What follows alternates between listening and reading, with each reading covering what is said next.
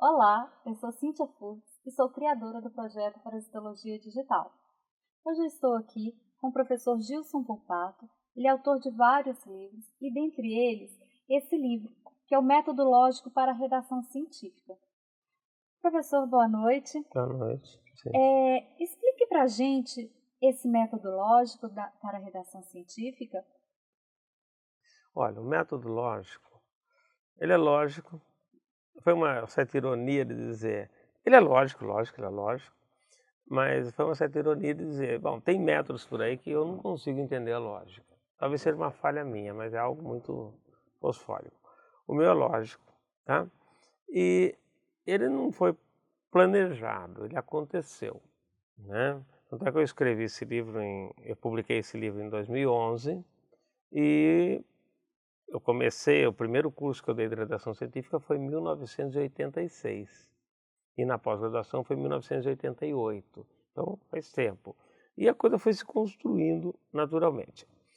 A base do método lógico é simples, é a seguinte: qualquer dúvida, qualquer problema na redação científica tem que ser resolvido por conceitos que vêm da base científica e da base de comunicação. Em primeiro lugar, a base científica. Quando ela não fizer diferença, aí entra o aspecto da comunicação. O que é a base científica? Filosofia da ciência, lógica, epistemologia, ética e metodologia científica. A metodologia está envolvida em outras áreas dessas, mas enfim, vamos pôr um corpo à parte. Isso é ciência, tá? Que vai ajudar a resolver. E no lado de comunicação, são as bases comunicacionais. A base científica pouco mudou nas últimas décadas, nos últimos séculos. Tá? Pouco mudou. Muitos acham, mudou. Não é bem assim. A base mesmo não mudou. Tá? Ela é sólida. A base comunicacional mudou muito. Há 10 anos atrás não é a realidade de hoje. Há 20 anos atrás não é a realidade de hoje. As pessoas continuam ensinando, porque eu sempre fiz assim. Sim, você sempre fez assim, só que hoje não funciona mais. Porque o processo de comunicação, o leitor mudou, os veículos mudaram, o texto não pode ser o mesmo. Então muita coisa mudou. Então como que é esse método? Vou dar alguns exemplos para você. Do lado de ciência, vamos pegar lá. Vamos pegar resultado. As pessoas têm revistas, até internacionais, que ficam naquela dúvida. Esse resultado, ele é resultado ou ele é metodologia? Por exemplo, eu estou estudando um grupo de pessoas, estou estudando algumas coisas no grupo de pessoas. Eu vou caracterizar esse grupo. São pessoas de tal idade, de tal altura, tal peso, tal condição socioeconômica. Toda essa descrição, eu fui no grupo e peguei. Alguns acham que porque eu fui lá e peguei, é resultado. Mas eu falo, depende. Você tem que analisar a lógica da coisa. Se aquilo que eu peguei porque o meu objetivo é caracterizar aquele grupo, então esse é o resultado. E vai sustentar minha conclusão, que é a caracterização do grupo. Se por outro lado, eu estou estudando nesse grupo, tipo, se algum método de ensino melhora a aprendizagem deles, mas eu tenho que caracterizar o meu sujeito de estudo. Essa caracterização do sujeito de estudo é metodologia. E os dados sobre o efeito do método de estudo na aprendizagem, esse sim são o meu resultado. Isso é bem complicado. Só que as pessoas, elas analisam assim, obteve é resultado. Não é assim. Eu posso ter uma variável independente, por exemplo, temperatura agindo em algum lugar. A temperatura, qual vai ser? Temperatura ambiente, eu não estou testando um período quente e um período frio. Qual é a temperatura exata? Eu não sei, só depois que eu coletar os dados é que eu vou saber qual foi a temperatura quente. Eu estimei que seria 25, 30 graus, olha, no final das contas deu 26,2. Isso eu só vou saber no final, mas isso é metodologia. Ele é a variável independente no meu estudo. Eu vou ver o efeito das temperaturas sobre alguma coisa. Essa alguma coisa é o meu resultado. Então, se você analisar do ponto de vista da metodologia, a resposta é clara.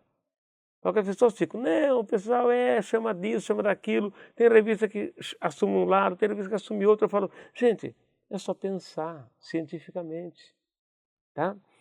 Então, são desvios, né? A questão do pacote estatístico.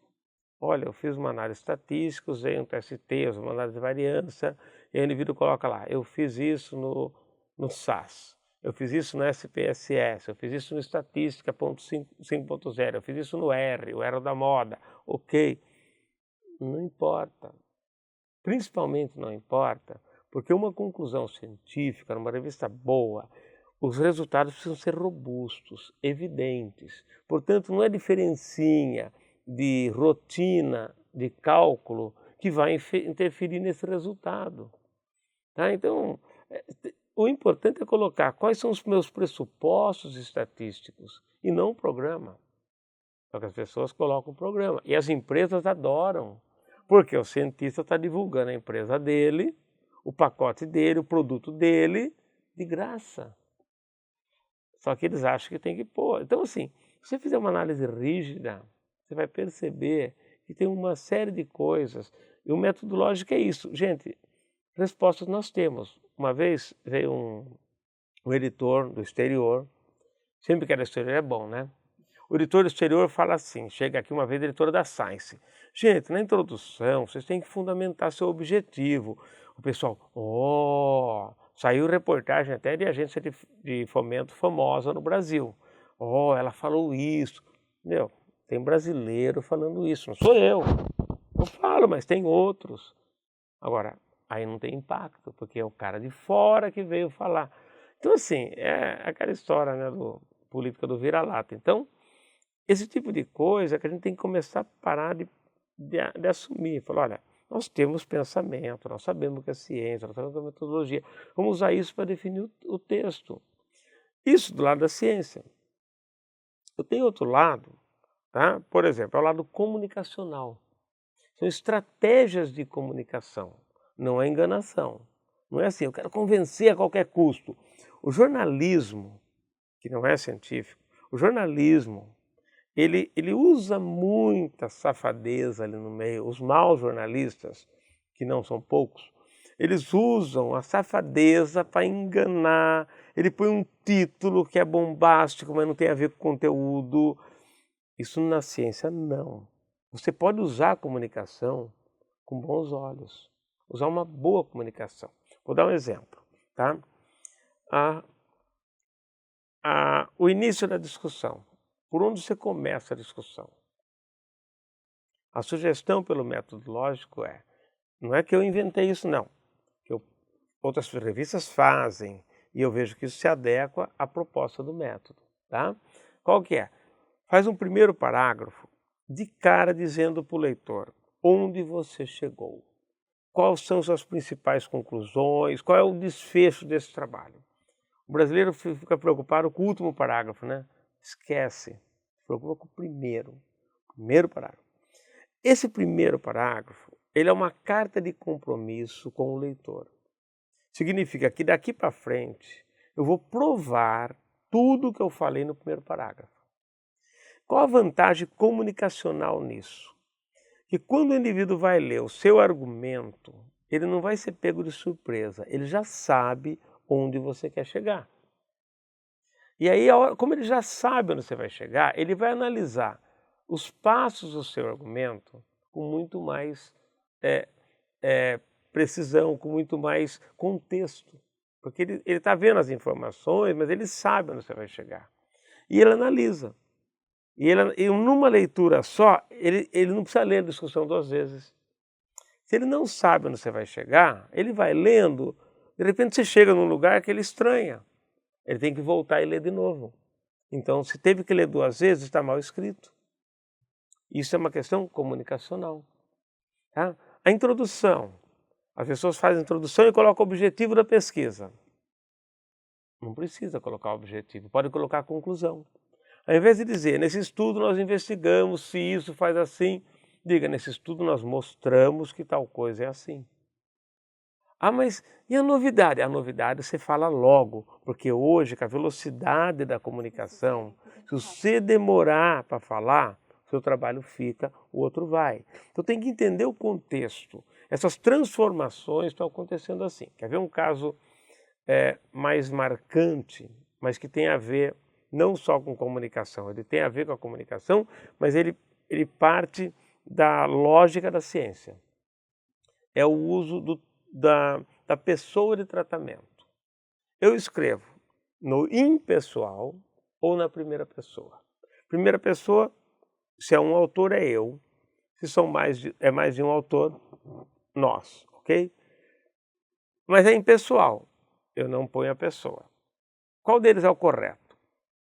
Se você fizer uma enquete hoje, a maioria dos cientistas vai falar impessoal. Conforme você sobe nas revistas, elas usam a primeira pessoa. Mas não é por isso que o método assume isso. É porque tem uma lógica por trás. Se eu disser, na minha conclusão, conclui-se que essa droga melhora tal coisa, se eu disser isso, o conclui-se, eu estou dizendo, qualquer um que olhar, ou seja, é indefinido, não depende da pessoa. Eu estou dizendo, qualquer um que olhar o meu trabalho vai concluir a mesma coisa que eu. Isso é prepotência, tá? Porque não é real. Então não é conclui-se que. Eu estou assumindo que os dados são suficientes para determinar a conclusão. Isso não é verdade. A gente faz uma leitura dos dados. Se eu pegar vários dados na ciência, tanto é que hoje tem revistas que publicam só os dados, com o pressuposto de que outros autores podem ler de um outro ângulo. Então veja, a lógica da ciência mostra, os dados não determinam a conclusão, depende de como você olha. E a hora que você percebe isso, o que acontece? Você começa a pensar, então eu tenho que escrever na primeira pessoa. Ótimo, vou escrever na primeira pessoa. Como que é o dia a dia da ciência? Não, não se escreve. Mentira. Eu fiz uma análise no Web of Science, a gente percebe o seguinte, que ao longo de 1900 para cá, 10% dos trabalhos no Web of Science publicava usando a primeira pessoa. E o resto era tudo impessoal. Da década de 90 para cá, houve um aumento assim para 40% e a projeção até 2015 ou 2020 é por volta de 50% a 60% de trabalhos na primeira pessoa. Então é assim, a curva vem assim e de repente... E isso é consoante com a lógica da pesquisa. Se a conclusão é na primeira pessoa, a discussão que vai provar a conclusão só pode ser na primeira pessoa. E por que o resto do trabalho vai ser no impessoal? Então uma coisa amarra a outra. Tá? As melhores revistas do mundo escrevem na primeira pessoa. Eu tenho dados que eu analisei, inclusive, mostrando que, em função do fator de impacto, quanto mais alto o fator de impacto, maior é a frequência de escrita na primeira pessoa. Quanto menor o fator de impacto, impessoal. Então, assim, o método lógico é isso, é tentar colocar uma lógica na questão. Vamos pegar o caso da discussão fofoca. Você falou que gosta da história da discussão fofoca, né? A discussão fofoca, o que ela é? Eu criei esse termo na década de 90, discussão fofoca. É aquela discussão que o indivíduo fica comparando os dados com o de outros autores e não leva a nada. É uma comparação gratuita. Olha, meu dado deu 5, o do Antônio deu 6, o do José deu 4,5, o do outro deu 6,2. E daí? Nada. Isso é fofoca. Tá? Agora, eu posso comparar dados como um meio de argumentar para alguma outra coisa. Aí é diferente, certo? E se você olhar as revistas brasileiras, vamos pegar as melhores que estão no Cielo, olhar elas da década de 90 até hoje, você vai ver que melhorou. mas teve uma evolução. A discussão fofoca era muito frequente na década de 90 e até na primeira década desse século, né? Então tem um degradê nessa história aí. Não está perfeito, tem chão, mas eu diria, está tendo um avanço. O que é discussão fofoca? É não saber o que está fazendo, né? E é isso que é ensinado nas escolas. Então o método lógico é esse. Ele é o método óbvio. Eu chamo de método lógico, mas é o método óbvio, tá? E é o que qualquer um devia fazer. Então como que você faz para melhorar a escrita? Tem cursinho de redação científica? Não. Seja um bom cientista e aprenda comunicação científica. Automaticamente você melhora seu texto. É isso que você tem que fazer. Agora, se quiser, então eu vou aprender regrinhas. Todo mundo hoje quer aprender checklist, protocolos. Por quê? Porque não quer pensar. Não faz ciência com a medula, faz ciência com o córtex. Precisa pensar. Então não tem regrinhas. Eu vou dar um curso de redação científica para vocês. Eu ficar prometendo, olha, faz assim que funciona. Eu vi uma empresa uma vez, dando um curso de redação científica, uma empresa famosa no Brasil, muito famosa. Olha, pega uma frase em inglês que esteja bonita, substitui o sujeito dela pelo seu sujeito, muda o verbo que você quer, ou seja, usa a estrutura dela para você e põe. Não se forma um cientista assim. Se forma um cientista fazendo ele entender a estrutura. Eu não estou falando com qualquer um, estou falando com pessoas que, teoricamente, devem ter um raciocínio lógico razoável. Senão não vai virar cientista nunca na vida. Então, a proposta do método é essa. Por isso que o meu curso, ele é um curso que ele vai nessa ênfase. Outro dia eu estava dando um curso numa grande universidade brasileira, forte, do estado de São Paulo, e uma das alunas reclamou. Mas até agora ele falou de filosofia, essas coisas. Que hora que ele vai ensinar a fazer introdução? Meu, você não entendeu ainda? E é uma escola forte do Brasil. Então, como é que essas coisas acontecem? Tá? Então, a proposta do método lógico é uma proposta de revolução no sentido de a escrita é consequência e não é causa. Ela é consequência de uma fraca formação científica. É esse o método lógico. Muito obrigada, professor. Eu que agradeço. Eu recomendo fortemente a leitura desse livro. É muito bom, faz a gente pensar, faz a gente refletir e principalmente provocar mudanças. É isso que a gente precisa. E eu acho que a ciência só vai evoluir na hora que a gente começar realmente a questionar o que a gente aprendeu, se está certo e se está tendo retorno. A pôr o dedo na ferida. E que poucas pessoas põem, a maioria fica blá blá blá. Então, eu agradeço, professor, pela sua generosidade em ficar conosco tanto tempo para passar essas informações. Eu espero que as pessoas aproveitem muito esse material, porque é muito valioso. Não é Obrigado. todo mundo que tem a oportunidade de ter o professor Gilson Volpato para falar sobre tudo isso que envolve a ciência.